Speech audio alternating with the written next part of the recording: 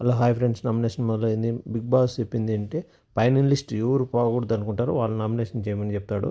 దాంతోపాటుగా ఆల్రెడీ గౌతమ్ను ఎస్పీని నామినేషన్ చేసింది, ఒక ఓటు పడింది. సెకండ్ వచ్చి నబీల్ నామినేషన్ చేస్తున్నాడు. మీరు గేమ్లో అంత పవర్ లేదు, నామినేషన్ వచ్చినప్పుడు గట్టిగా అరిచేది మాట్లాడుతున్నారు, ఫైర్ ఉంది, నా గేమ్లో మాత్రం ఫైర్ లేదని గట్టిగా చెప్తున్నాడు.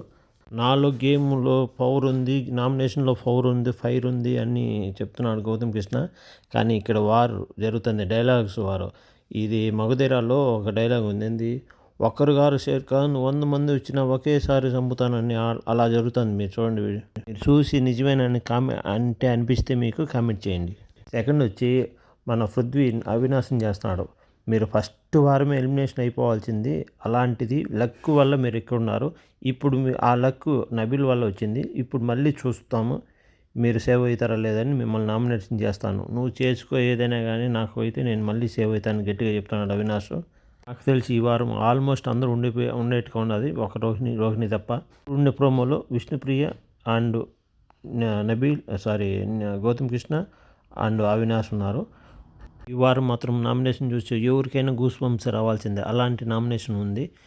చూడండి ఎవరు నామినేషన్లో కూర్చొని బాగా క్లారిటీ వస్తుంది. ప్లీజ్ ఈ వీడియో మీకు నచ్చినట్లయితే లైక్ చేయండి, సబ్స్క్రైబ్ చేయండి, కామెంట్ చేయండి.